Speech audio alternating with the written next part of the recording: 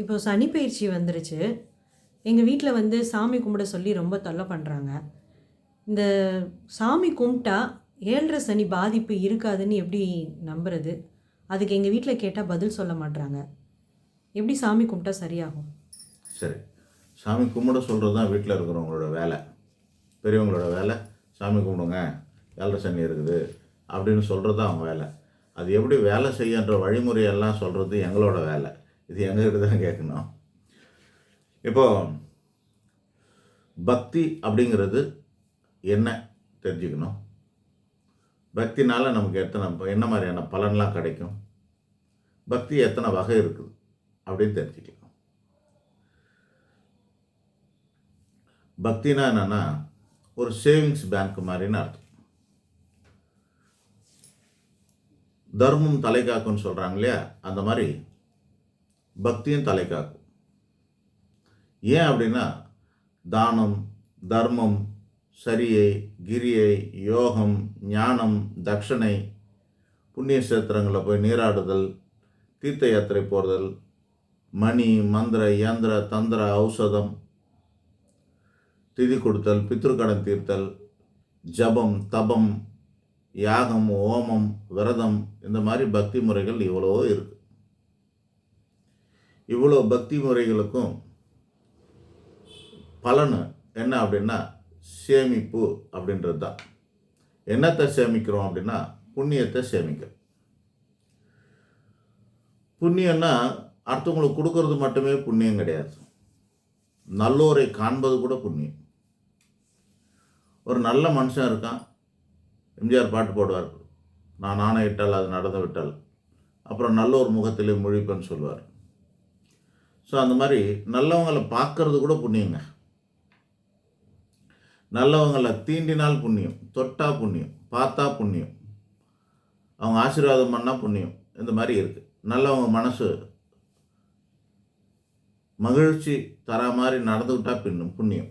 இதெல்லாம் புண்ணியங்கள். அந்த புண்ணியத்தோட பலன் என்ன அப்படின்னா ஒரு சேவிங்ஸ் பேங்க் அக்கௌண்ட் மாதிரி. அது வந்து ஒரு உண்டியலில் வச்சு டெய்லி ஒரு ரூபா போட்டு வரீங்கன்னு வச்சிங்களேன். ஒரு 5 வருஷம் பொறுத்து பார்த்தீங்கன்னா அதில் எவ்வளோ இருக்கும், நிறைய சேர்ந்துருக்கும்ல. அது மாதிரி நம்ம டெய்லி பக்தியை செலுத்திக்கிட்டே வரும்பொழுது அந்த பக்தியினோட பலனாக நம்ம நல்ல நேரம் கெட்ட நேரம்னு 2 நேரம் இருக்குது. நம்ம வாழ்க்கையை நடத்துறது 4. விதி 1, மதி 1, நேரம் 1, காலம் 1. இது 4 சேர்ந்தது தான் நம்ம வாழ்க்கை. விதி எவ்வளோ இருக்குதோ அந்த அளவுக்கு நம்ம அனுபவிக்கலாம். விதியை மீறி அனுபவிக்கிறது கடினம் கடினம் கடினம். மதி அப்படின்னா நம்மளுடைய புத்திசாலித்தனம், மனம், எண்ணம், ஆட்டிடியூட், சுபாவம் அப்படின்றதெல்லாம் சொல்லலாம். அதை பொறுத்து நம்ம வாழ்க்கையில் மாற்றங்கள்லாம் வரும். ஏன் அப்படி வருது அப்படின்னா நம்மளோட விதியை இயக்குகின்ற ஒரு வாகனம் இருக்கிறது. அந்த வாகனத்தை இயக்கிறதுக்கு ஒரு டிரைவர் தேவைப்படுவார். அந்த மாதிரி நம்மளோட தலையெழுத்தை எது இயக்குது அப்படின்னா நம்மளோட புத்தி தான் இயக்குது. புத்தியின் மூலியமாக தான் நம்மளோட தலையெழுத்து இயங்கப்படுகிறது. மனமது செம்மையானால் மந்திரமும் ஜெபிக்க வேணாம். யார் ஒரு ஆளுக்கு புத்தி வந்து தெளிவாக இருக்குதோ அவங்கெல்லாம் பக்தி இல்லாமல் கூட போகலாம். அந்த அளவுக்கு அது புத்திக்கு வந்து ரொம்ப முக்கியத்துவம் கொடுக்குறாரு திருமூலர். ஸோ விதி, மதி, அப்புறம் நேரம், காலம். நேரம்ங்கிறது என்னென்னா இப்போ சனி பயிற்சி, குரு பயிற்சிலாம் சொல்கிறாங்களே, அது பேர் நேரம்னு பேர். காலம்ங்கிறது என்னென்னா தசா புத்தி அப்படின்னு சொல்லுவாங்க. தசையும் புக்தியும் சேர்ந்தது காலமாகும். ராகு தசை நடக்குது, குரு அவனுக்கு என்னப்பா சுக்கிர தசை நடக்குதுன்னு சொல்கிறாங்க பாருங்க, அதெல்லாம் வந்து காலத்தை குறிக்கிறது. ஆக இது 4 சேர்ந்தது தான் வாழ்க்கை. இது எல்லாம் நேர்கோட்டில் வரணும். விதியில் இருக்கணும், மதி அதுக்கு தோதாக இருக்கணும், காலம் அதுக்கு தோதாக இருக்கணும், கோச்சார கிரகம் தோதாக இருக்கணும். இது 4 ஒரு நேர்கோட்டில் நேர்புள்ளியில் இருந்தால் மட்டும்தான் அது வந்து பாயிண்ட் ஆகணும்னு சொல்கிறேன். ஒரு கேரம் போர்டு வச்சுருக்குறோம், ஒரு ரெட் இருக்குது, அதுக்கு முன்னாடி ஒரு பிளாக் இருக்குது, அதுக்கு முன்னாடி ஒரு ஒயிட் இருக்குது, நம்ம ஸ்ட்ரைக்கர் வச்சுக்கிறோம். 4 நேர்கோட்டில் இருந்து தட்டினோம்னா ஒன்றா தட்டிட்டு போய் கரெக்டாக போய் உள்ள விழும். ஒன்று கொஞ்சம் விலகி இருந்ததுன்னா தட்டினா போய் சேருமா? அந்த இடத்துல சிதறி போயிட போகுது. அந்த நேர்கோட்டில் இல்லைன்னா அது பாயிண்ட் ஆகாது. அது மாதிரி விதி, மதி, தசா, புத்தி அப்படிங்கிற 4மே வந்து கோச்சாரம். இது எல்லாம் சேர்ந்து ஒரே நேர்கோட்டில் இருந்ததுன்னா நமக்கு அது வந்து நன்மையாக இருந்ததுன்னா நன்மை சரியாக நடக்கும், தீமையாக இருந்ததுன்னா சரியாக தீமை நடக்கும். அப்போ நம்ம என்ன பண்ணணும், தீமையான தசா புத்தி விதியெல்லாம் இருக்கிற காலத்தில் கெட்ட நேரத்தில் நம்ம மதியை வந்து நல்லபடியாக வச்சுக்கிட்டோம்னா, அந்த நேர்கோட்டில் இல்லாமல் விலகி வச்சுக்கிட்டோம்னா அது பாயிண்ட் ஆகாது. அந்த கெட்டது நமக்கு நடக்காமல் போயிடும். புரியுதா? நல்ல நேரம் நடக்கும்போது இது நேர்கோட்டில் வர வைக்கணும், வந்ததுன்னா பாயிண்ட் ஆகும். இப்போ வந்து நம்ம பக்தியினால் எப்படி இது சரியாகும்னா, நம்ம சேர்த்து வைக்கிற மாதிரி நல்ல நேரம் நடக்கும்போது ஏற்கனவே இப்போ வந்து உண்டியலில் நமக்கு ஒரு 10,000 சேர்ந்துருச்சுன்னு வச்சுக்கோங்க. டெய்லி சாமி கும்பிட்றோம். ஒரு ஒரு ஒரு 2 மினிட்ஸ் தான் டெய்லி சாமி கும்பிட்றோன்னு வச்சுங்களேன். அதெல்லாம் நமக்கு வந்து கொஞ்சம் கொஞ்சமாக பணம் சேர்க்குற மாதிரி சேர்ந்து அது ஒரு சேவிங்ஸில் நமக்கு ஒரு 10,000 சேர்ந்துருச்சு. நீங்கள் போய் ஒரு பொருளை வாங்குறீங்க. அது எப்போ வாங்குவீங்கன்னா, உங்களுக்கு நல்ல நேரம் இருக்கும்போது போய் வாங்குறீங்க. ஒரு 2 வீலர் வாங்கலான்னு போகிறீங்க. அந்த 2 வீலருக்கு வந்து 80,000 சொல்கிறான். நீங்கள் கையில் ஒரு 70,000 வச்சுருக்கிறீங்க. ஆனால் நீங்கள் ஆசைப்பட்ட அந்த 80,000 பொருளை வாங்க முடியல, 70,000 தான் இருக்குது அப்படின்னும்போது, ஏற்கனவே டெய்லி சேர்த்து வச்ச காசு இருக்கு இல்லையா, ஒரு 10,000, அது அந்த டைமில் யூஸ் ஆகும். சேர்ந்தா 70 + 10 சேர்ந்து 80,000 அந்த 2 வீலரை வாங்கிட்டு வரலாம். புரியுதா? நல்ல நேரத்துக்கு பூஸ்டராக அது யூஸ் ஆகுது. அந்த பக்தி எதுக்கு எப்படி யூஸ் ஆகுது, நல்ல காரியம் நடக்கும்போதும் அதை யூஸ் பண்ணிக்கலாம். நல்லா கல்யாணம் பண்ண போகிறோம் அப்படின்போது பணம் இருக்காது, நிறைய பேருக்கு அப்படி இப்படி அரேஞ்ச் பண்ணுவாங்க. பக்தி செலுத்திகிட்டே வந்தவங்களுடைய இது வந்து அந்த நேரத்தில் நல்லா பயன் தரும். அவங்களுக்கு திருப்திகரமான கல்யாண மண்டபம் அமைக்க, திருப்திகரமான மாப்பிள்ளை அமைகிறது, திருப்திகரமான ஐயர் அமைகிறது, இந்த மாதிரி எல்லா விஷயங்களும் கரெக்டாக அமைஞ்சு அவங்களுக்கு எல்லாம் ஸ்மூத்தாக போய் கல்யாணம் நல்லபடியாக முடியும். எதனால், ஏற்கனவே தினமும் செஞ்ச பக்தி பூஸ்ட் ஆகி நம்மளோட சுப காரியங்களை நல்லா பூஸ்ட் பண்ணி பிரமாதமாக முடிச்சிடும். கல்யாணம் முடிச்சுட்டு வந்து சொல்லுவாங்க, நான் கூட எதிர்பார்க்கல என்னால் இவ்வளோ நல்லா கல்யாணம் பண்ண முடியும்னு சொல்லி அப்படின்வாங்க. கேள்விப்பட்டிருக்கீங்களா? அந்த அளவுக்கு தன்னோட சக்திக்கு மீறி ஒருத்தன் செய்ய முடியுது அப்படின்னா அது அவனோட பக்தியின் பிரதிபலன் அப்படின்னு அர்த்தமாகுது. இப்போ அதே போல் கெட்ட நேரத்தில் ஒருத்தனுக்கு பயங்கரமான கெட்ட நேரம், இங்கே அங்கெல்லாம் போவாங்க. எங்கெங்கெல்லாம் போகிறாங்க, போலீஸ் ஸ்டேஷன் போகிறாங்க, கோர்ட்டுக்கு போகிறாங்க, எல்லாம் போயிட்டு ஜட்ஜு தண்டனை கொடுக்குற நேரம்லாம் ஆகிடுது. எல்லாம் நடந்துருக்குது. அவர் உள்ளே போடணும்னு சொல்கிற நேரத்தில் ஏதோ ஒரு ரூபத்தில் வந்து தடை வருதுன்னு வச்சுங்களேன். அந்த தடைக்கு காரணம் என்னன்னா, ஏற்கனவே சேர்த்து வச்சு அன்றாட பக்தி தான். அன்றாட செய்யக்கூடிய அந்த பக்தி என்ன ஆகுது, அந்த நேரத்தில் வந்து அவருக்கு சொல்லுவாங்க, டக்குன்னு ஒரு வார்த்தை அண்டர்லைன் பண்ணுவார் ஜட்ஜி, இவர் தண்டனைக்குரியவர் தான், ஆனால் 30 நாள் இவருக்கு டைம் தரேன், வேணும்னா அப்பீல் பண்ணிக்கோன்னு சொல்லிடுவார். ஸோ அந்த 30 நாள் இவர் சுதாரிச்சுட்டு போய் அப்பீலுக்கு போவார். அந்த மாதிரி இன்றைக்கி நிறைய பேர் என்ன பண்ணுறாங்க, பெரிய பெரிய ஊழல்வாதிகள்லாம் கூட சாமிக்கு திருப்பதிக்கு ஒரு 40 லட்சம் 50 லட்சம் 1 கோடி அப்படின்னு கிரீடம் கொடுக்குறேன், அதை கொடுக்குறேன், இதை கொடுக்குறேன் கொடுத்துக்கிட்டு என்ன பண்ணுறாங்க, அவங்களாம் தப்பிச்சுக்கிட்டு வராங்க. அவங்களுக்கு தண்டனைக்கு தள்ளி போட்டிருக்காங்க. அப்புறமா அப்பீலில் போய் என்ன ஆயிடுச்சுனாக்க அவருக்கு போதுமான சாட்சி இல்லைன்னு சொல்லிட்டு விட்டுறதெல்லாம் கூட உண்டு. இந்த தண்டனையெல்லாம் நீ என் பக்தினால் என்ன பண்ணுறாரு கடவுளை, சட்ட ரீதியாக நீ தப்பிச்சிக்கலாம், நீ இதை தானே கேட்ட விட்டுறன்னு. ஆனால் உண்மையிலே தப்பு பண்ணியிருந்தாக்கா கடவுளோட அரங்கத்தில் அவரோட நீதிமன்றத்தில் தனியாக கொடுப்பார். அவருக்குன்னு தனி நீதிமன்றம் வச்சுருக்கிறாரு. அதுக்கு நீதி அரசராக யம தர்மராஜாவே அங்கே இருக்கிறார். மரணத்துக்கு பின்னாடி தண்டனை கொடுக்கறதுக்கு இருக்கிறார். நம்ம இங்கே தான் தப்பிக்கிறதுக்கு ஆசைப்படுறோம், அதனால் இங்கே தப்பிக்கிறதுக்கான வழியை அவர் பண்ணி கொடுத்துருவார். ஸோ தவறு செய்தவனை கூட காப்பாற்ற முடியுது இந்த பக்தியால். இந்த பக்தியால் நல்லா தெரியும், அவருக்கே தெரியும், நமக்கும் தெரியும் தப்பு பண்ணியிருக்காங்கன்னு. ஆனால் அவங்களும் காப்பாற்றிக்கிறாங்க அப்படின்னாக்க பக்தி காரணமாக இருக்கிறது. ஆக கெட்ட நேரத்தில் கெடுதலை குறைக்கவும் பக்தி பயன்படுகிறது, நல்ல நேரத்தில் நல்லதை அதிகரிக்கவும் பக்தி பயன்படுகிறது. இது பக்தி. இது அன்றாட செய்கிறது. இப்போ இந்த பக்தி 4 வகை இருக்கிறது. என்ன அந்த 4 வகைனா, இது நான் சொல்லலை, கிருஷ்ணர் சொல்கிறது தான். என்ன அப்படின்னா, நம்பர் 1, கடவுள்கிட்ட போய் வேண்டுறது. என்ன வேண்டுவாங்கன்னாக்கா, டீல் போடுவாங்க. திருப்பதி பெருமாள் கிட்ட போய், பெருமாளே நீ எனக்கு இந்த காரியம் செஞ்சு கொடுத்துட்டேன்னா நான் உனக்கு மொட்டை போடுறேன், நானும் உங்ககிட்ட வந்து மொட்டை போடுறேன், உனக்கு இவ்வளோ பணம் தரேன், நான் இதை எழுதி வைக்கிறேன், அப்படி இப்படின்னு வேண்டிக்கிட்டு வருவாங்க. இது டீல் போடுறது, கிவ் அண்ட் டேக் பாலிசி. நீ எனக்கு இதை செஞ்சேன்னா நான் உனக்கு இதை செய்கிறேன்னு சொல்லுவாங்க. இப்படி ஒரு பக்தி இருக்குது. இன்னொரு பக்தி என்ன அப்படின்னா,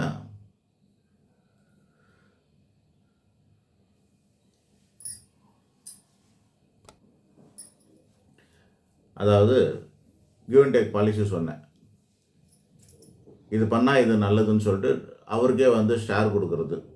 அதுக்கப்புறமா இன்னொன்று வந்து, நம்மலாம் பெரியவங்கள்லாம் சொல்லி கொடுப்போம் குழந்தைங்களுக்கு, நீ சாமி கும்பிட்டு, அதை பற்றி தான் இந்த கேள்வியை, நீ சாமி கும்பிட்டுட்டா நல்லது நடக்கும்னு. வீட்டில் இருக்கிறவங்க சாமி கும்பிடுவாங்க, சாமி கும்பிட்டா பாஸ் ஆகிடுவேன்னு குழந்தையிலேருந்தே சொல்லி கொடுப்பாங்க. சின்ன வயசுலேருந்தே சாமி கும்பிட்டா நல்லது, சாமி கும்பிட்டா நல்லது, சாமி கும்பிட்டா நல்லதுன்னு சொல்லிட்டு வருவாங்க. ஸோ நல்லது நடக்குங்கிறதுக்காக பொதுவாகவே நல்லது நடக்குங்கிறதுக்காகவே கும்பிட்றது. அப்போ இது ரெண்டுமே என்னத்துக்காக பண்ணுறதுன்னா, சாமியை கும்பிட்றது, பொதுவாகவே கும்பிட்றது, நல்லது நடக்கும் அப்படிங்கிறதுக்காக டீல் வச்சுக்கிறது ஒன்று. ஆக்சுவலி அந்த டீல் வச்சுக்கிறது வந்து 4ஆம் தரமான பக்தின்னு பேருங்க. நீ இது எனக்கு செஞ்சால் நான் உனக்கு செய்கிறேங்கிறது 4ஆம் தரமான பக்தி. 3ஆம் தரமான பக்திக்கு பேர் சாமியை கும்பிட்டா நல்லது, சாமியை சேவிச்சிக்கோ நல்லது நடக்கும் அப்படின்னு சொல்கிறதெல்லாம் வந்து, சாமியை கும்பிட்டாலுமே நல்லது நடக்கும்னு சொல்கிறது 3ஆம் தரமான பக்தி ஆகும். இப்போ 2ஆம் தரமான பக்தி ஒன்று இருக்குது. என்னென்னா, கடவுளை வணங்கினால் முக்தி அடையலாம், மோட்சம் பெறலாம்னு சொல்லக்கூடிய ஒரு உயர்ந்த தேவைக்காக சாமியை கும்பிட்றது. முக்தி இப்போ இந்த பக்தியில் 2ஆக பிரிச்சுக்க, இக வாழ்க்கை பர வாழ்க்கைன்னு 2ஆக இருக்குது. இக வாழ்க்கைக்கு 2, இந்த ஜென்ம வாழ்க்கைக்கு 2. அதனால தான் இந்த 4ஆவது தரமான பக்தி, 3ஆம் தரமான பக்தி இக வாழ்க்கைக்குள்ளது. இப்போ பர வாழ்க்கைனா என்னென்னா, இறந்து போனதுக்கு அப்புறமா நம்ம எப்படி இருக்கணுங்கிறதுக்காக வணங்குறது. ஸோ எனக்கு இறந்து போனதுக்கு அப்புறமா நான் யமதர்மங்கிட்ட போக வேண்டாம், நான் சிவலோகமோ சொர்க்கலோகமோ போகணும், அதனால் அதுக்காகவே சாமி கும்பிட்றது, முக்தி மோட்சத்தை வேண்டி சாமி கும்பிட்றது பேர். அது ஒரு 2ஆம் தரமான பக்தி. முதல் தரமான பக்தினா என்ன அப்படின்னா, அது கூட வேண்டுறது கிடையாது, சாமியை வணங்குறதுலே எனக்கு ஆனந்தமாக இருக்குதுன்னு சொல்லிட்டு சாமியை கும்பிட்றது. ஒரு வேண்டுதலுமே இருக்காது. இந்த இந்த மனிதர்கள்கிட்ட என்னன்னா, எதையுமே வேண்ட மாட்டாங்க. எனக்கு அதை கொடு, இதை கொடு, என் பொண்ணு கல்யாணம் பண்ணி என் பையனுக்கு வேலை வச்சு கொடு, எனக்கு வீடு வாங்கி கொடு, எனக்கு கார் வாங்கி கொடு, இந்த உலகத்தில் எல்லாரும் நல்லா இருக்கணும்னு சொல்கிறது, இந்த மாதிரி எந்த டிமாண்டுமே கிடையாது அவங்களுக்கு. சாமியை கும்பிட்றதுல ஒரு சந்தோஷம், அவ்வளோதான், வேறு எதுவுமே இல்லை. அப்போ இதுதான் முதல் தரமான பக்தியாக இருக்குது. முக்தியை கேட்டால் கூட 2ஆம் தரமான பக்தியாக போயிடும். கேள்வியே இல்லாமல் வணங்குறது பேர் முதல் தரமான பக்தி. ஆக இந்த 4 விதமான பக்தியில் நாம் நம்ம வீட்டில் இப்போ உங்களுக்கு சொல்லி கொடுத்தது என்னென்னா, இந்த 3ஆம் தரமான பக்தியா அப்படின்ற மாதிரி தான் சொல்லி கொடுத்தேன். சாமி கும்பிட்டுட்டா உனக்கு வந்து நல்லது நடக்கும் அப்படின்றாங்கன்னா, நல்லது நடக்கிறதுக்காக தான் சாமி கும்பிட்டு சொல்லித்தராங்க, அவ்வளோதான். சரியா? ஆக மொத்தத்தில் 4 பக்தியும் நான் ஏற்றுக்கிறேன் அப்படின்னு கிருஷ்ண பரமாத்மா சொல்லியிருக்காரு. எல்லாமே பக்தி தான், நீங்கள் பண்ணுற பக்தி எல்லாம் நான் ஏற்றுக்கிறேன்னு தான் சொல்கிறார். ஸோ 4 விதத்தில் எந்த மாதிரி பக்தியை செலுத்தினாலும் இறைவன் ஏற்றுக்கொள்கிறார். தேவைக்காக சாமி கும்பிட்டாலும் சரி, தேவையில்லாமல் சாமி கும்பிட்டாலும் சரி, அன்பாக சாமி கும்பிட்டாலும் சரி, கடமையேன்னு சாமி கும்பிட்டாலும் சரி, எல்லாத்தையும் ஏற்றுக்கிறார். இன்னொன்று சொல்லட்டுமா? ஆதிசங்கரர் சொல்லுவார், சன்மார்க்கம். சன்னுன்னா 6 வகையான மார்க்கம் இருக்கிறது. இந்த 6 வகையான மார்க்கத்தில் ஒரு மார்க்கம், கடைசி மார்க்கத்துக்கு பேர் என்னென்னா கடவுளை திட்டுறதுன்னு பேர். நாத்திகம் இருக்கு இல்லையா, அந்த நாத்திகமும் ஒரு மார்க்கத்துக்கும் 4 பிரிவு போட்டு கொடுத்துருக்காரு ஆதிசங்கரர். இந்த 6 மார்க்கத்தில் சன்மார்க்கத்துலேயும் இந்த 6வது மார்க்கத்துக்குடைய 4வது பிரிவு, 6னா 24வது ஐட்டம் என்னன்னா நாத்திகம் பேசுதல். கடவுளை பற்றி, கடவுளை நினச்சிக்கிட்டே திட்டிக்கிட்டே நினைக்கிறது, அதையும் உண்டு. அதுக்கு உதாரணம் என்னன்னா, கிருஷ்ணர் வந்து சனி கடைசியாக ஆகுதியெல்லாம் கொடுப்பாங்க. வெற்றி கொடுக்கும்போது இது யாருக்குன்னா சனீஸ்வரனுக்கு சகுனிக்கு கொடுக்க சொல்லுவார் கிருஷ்ணர். ஐயோ அவன் அந்த சைடில் இருக்கிறவனாச்சே, அவன் கெட்டவனாச்சே, அவனுக்கு போய் கொடுக்க சொல்கிறீங்களா அப்படின்லாம் கேட்கும்போதெல்லாம் சொல்லுவார். சதா காலம் கடவுளை நினச்சிட்டே இருந்தது. என்ன நினச்சிட்டே இருந்தவன் யாருன்னா சகுனி தான். நீ நினச்சதை விட, நீங்கள் நினச்சதை விட அதிகமாக அவன் என்னை நினச்சிட்டே இருந்தான். அங்கே இருந்துட்டு என்ன பண்ணுவான்னா, கிருஷ்ணர் இப்போ என்ன பண்ணுவார், எதை பற்றி யோசிப்பாருன்னு என்னையே அவன் நினச்சிட்டு இருந்தான். நல்ல விதமாக நினைக்கல. ஆனால் சதாகாலம் நினச்சிக்கிட்டு இருந்ததுனால அவனுக்குமே இது உண்டு, புண்ணியத்தை கொடுக்குறாங்க கடவுளை நினச்சிக்கிட்டே இருக்கிறதுனால. புரியுதுங்களா? அதனால் எப்படி வேணாலும் நினைக்கலாம். ஆக மொத்தம் கடவுளை நினைக்கணும். கடவுளை நினைக்கணுங்கிறதுக்காக தான் நம்ம குழந்தைங்களுக்கெல்லாம் கடைசி காலத்தில் முக்கியமாக கடவுளை நினைக்கணும். சாவர டைமில் சங்கரான்னு சொல்லணும். கடைசி நேரத்தில் சங்கரான்னு சொல்ல முடியாது, கடவுளேன்னு சொல்ல முடியாது, தேவடேன்னு சொல்ல முடியாது, பெருமாளேன்னு கூப்பிட முடியாது. அதனால் என்ன பண்ணுவாங்கன்னா, மரண பயம் வரும், குறும்படம் ஓடும் நமக்கு. அப்போ பண்ண பாவ புண்ணியெல்லாம் குறும்படமாக ஓடணுவாங்க. சில பேருக்கு அது கூட ஓடாமல் பட்டுன்னு போயிடுவாங்க. அதெல்லாம் நல்ல இறப்புன்னு சொல்கிறது, தூக்கத்தில் போகிறதெல்லாம். ஸோ இந்த மாதிரி போகிற அந்த கடைசி நேரத்தில் சாமியை கும்பிட முடியாது, கூப்பிட முடியாதுங்கிறதுனால என்ன பண்ணுவாங்க அப்படின்னா, நம்மளோட பிள்ளைங்க ஞாபகம் வரும். அதனால் பிள்ளைங்களுக்கு சாமி பேரை வைக்கிறது. இப்போ யாரும் வைக்க மாட்டாங்க, அது வேறு விஷயம். பிள்ளைங்களுக்கு சாமி பேரை வச்சு ராமசாமி, முன்சாமி, முருகா அப்படின்னு கூப்பிட்டா எந்த முருகன் வேணாலும் வரும். பிள்ளை பேர் முருகன் பேர் வச்சுட்டு அந்த டைமில் அவனை நினச்சா கூப்பிட்டா என்ன ஆகும், கடவுளை கூப்பிட்ட மாதிரி அவர் வர்றாருன்னா அந்த ஒரு காரணத்துக்காக தான் பிள்ளைங்களுக்கு சாமி பேரை வைக்கிறது. ஆக எல்லா நேரத்திலும் சாமி கும்பிடணும். வணங்க அது நமக்கு சேவிங்ஸ் பேங்க்கில் இருக்கிற அக்கௌண்ட்டில் இருக்கிற பணம் மாதிரி. அது சரியான நேரத்துக்கு அது யூஸ் ஆகும். அன்றாட சிறுக நம்ம வணங்கிட்டு வந்தாங்கன்னா கண்டிப்பாக நமக்கு மோசமான கெட்ட காலத்துலலாம் அது பயன் தரும். அதுவும் ஒரு புண்ணியகாரம். பக்தியும் ஒரு புண்ணியமே. இது ஏன் இப்போ பக்தி இங்கே இருக்குது, தான தர்மம்லாம் புண்ணியம் இல்லைன்னா, இருக்கப்பட்டவன் தான தர்மம் செய்வான், இல்லாதப்பட்டவன் என்ன செய்வான்? இல்லாதப்பட்டவன் பக்தி தான் செலுத்த முடியும். புரியுதுங்களா? ஆக ஒவ்வொருத்தருக்கும் ஒரு மாதிரியான பக்தி கொடுத்துருக்கிறது காரணம் கடவுள் உன்னோட இஷ்டத்துக்கு இவ்வளோ விஷயம் கொடுத்துருக்கார். நீ எதை வேணாலும் பண்ணிக்கோ, நீ என்ன வேணாலும் பண்ணிக்கோ. எல்லாத்துக்கும் புண்ணியம் தான் காரணம். எல்லாமே புண்ணியமாக தான் மாறும். தானம் பண்ணாலும் சரி, தர்மம் பண்ணாலும் சரி, அப்புறம் தட்சணை கொடுத்தாலும் சரி, பூஜை பண்ணாலும் சரி, சாமியை போய் தரிசனம் பண்ணாலும் சரி. உங்கள் கையால் பூஜை பண்ணாமல் சாமியை தரிசனம் பண்ணுறதுன்னு அர்த்தம்.